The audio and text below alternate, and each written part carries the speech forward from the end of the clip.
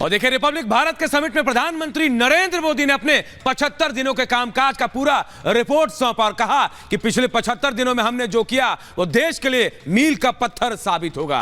क्या कुछ कहा, सुनाते हैं आपको।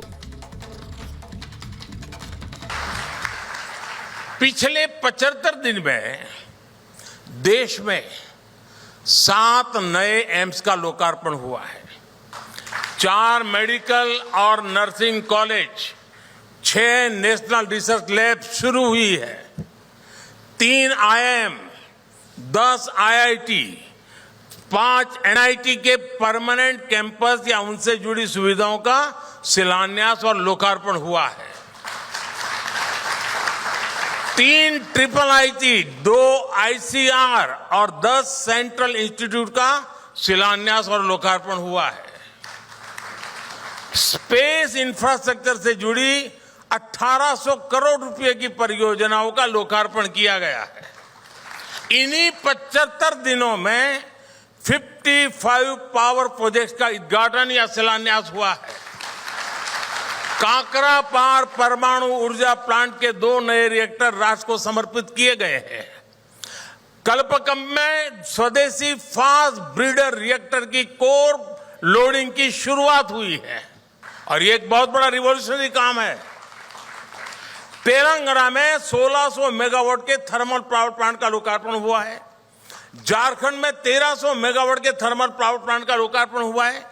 यूपी में 1600 मेगावाट के थर्मल पावर प्लांट का शिलान्यास हुआ है। यूपी में ही 300 मेगावाट के सोलर पावर प्लांट का शिलान्यास हुआ है। इसी कालखंड में यूपी में ही अल्ट्रा मेगा रिन्यूएबल पार्क का भी शिलान्यास हुआ है। हिमाचल में हाइड्रो पावर प्रोजेक्ट का शिलान्यास हुआ है। तमिलनाडु में देश के पहले green hydrogen fuel cell vessel को लॉन्च किया गया है। यूपी के मेरठ सिंभावली ट्रांसमिशन लाइन का उद्घाटन हुआ है। कर्नाटका के कोप्पल में विंड एनर्जी जोन के ट्रांसमिशन लाइसेंस का उद्घाटन किया गया है। इन्हीं 75 दिनों में भारत के सबसे लंबे केबल आधारित ब्रिज का लोकार्पण हुआ है। लक्षद्वीप तक अंडर सी ऑप्टिकल केबल के काम को लोकार्पण करके पूरा करके लोकार्पण किया गया है। देश के 550 से ज्यादा रेलवे स्टेशनों को आधुनिक बनाने का काम शुरू हुआ है। 33 नई ट्रेनों को हरी झंडी दिखाई गई है। रोड ओवरब्रिज अंडरपास की 1500 से ज्यादा परियोजनाओं का शुभारंभ हुआ है। देश के 4 शहरों में मेट्रो से जुड़ी 7 परियोजनाओं का लोकार्पण किया गया है। कोलकाता को देश के पहले अंडर वाटर मेट्रो की सौगात मिली है। पोर्ट डेवलपमेंट की 10,000 करोड़ रुपए की 30 परियोजनाओं का लोकार्पण और शिलान्यास हुआ है। पिछले 75 दिनों में ही किसानों के लिए दुनिया की सबसे बड़ी स्टोरेज स्कीम शुरू हुई है। 18,000 कोऑपरेटिव के कंप्यूटराइजेशन के काम को पूरा कर दिया गया है। किसानों के बैंक खातों में 21,000 करोड़ रुपए से ज्यादा ट्रांसफर हुए हैं। और रिपब्लिक टीवी के दर्शकों को मैं याद दिला दूं कि ये वो प्रोजेक्ट हैं जिसमें मैं शामिल रहा हूं।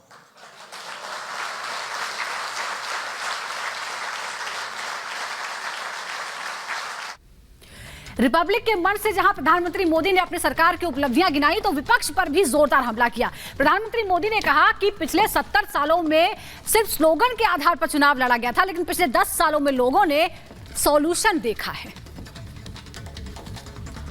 साथियों, अक्सर लोग मुझसे पूछते हैं कि आपके खिलाफ इतनी नेगेटिव कैंपेन चलाई जाती है, इतने हमले होते हैं, आपको फर्क नहीं पड़ता क्या? मैं उनको यही बोलता हूं कि अगर मैं इस नेगेटिव कैंपेन पर ध्यान देने लग गया तो फिर मुझे जो काम करने हैं वो रह जाएंगे। साथियों, दशकों तक सरकारों ने जिन्हें कमजोर मानकर, लायबिलिटी मानकर छोड़ दिया, इन 10 वर्षों में हमने उनकी जिम्मेदारी लेने का काम किया है। इसलिए मैं कहता हूं, जिसका कोई नहीं, मोदी उसके साथ खड़ा है।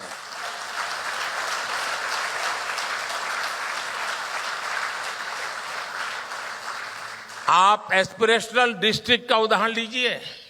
वर्षों तक इन जिलों को, यहां रहने वाले करोड़ों देशवासियों को पिछड़ा बताकर भाग्य के भरोसे छोड़ दिया गया था। ये पिछड़ा इलाका है। हमारी सरकार ने ना सिर्फ सोच बदली बल्कि अप्रोच भी बदला और साथ साथ उनका भाग्य भी बदला। इसी तरह हमारे बॉर्डर किनारे के जिले और वहां के रहने वालों की भी जिंदगी थी। पहले की सरकारों की नीति थी कि सीमा से सटे इलाकों का विकास ना हो, ऑफिशियल कहते थे विकास ना हो। इस नीति के कारण वहां रहने वाले लोगों को भी परेशानी होती थी, पलायन होता था। हमने वाइब्रेंट विलेजेस प्रोग्राम शुरू किया जिससे कि लोग सशक्त हो और इलाकों की स्थितियां बदले। दिव्यांगों का उदाहरण देखिए, वर्षों तक इन पर किसी ने ध्यान नहीं दिया क्योंकि ये वोट बैंक नहीं थे। हमने ना सिर्फ दिव्यांगों को हर क्षेत्र में प्राथमिकता दी बल्कि लोगों की सोच भी बदली।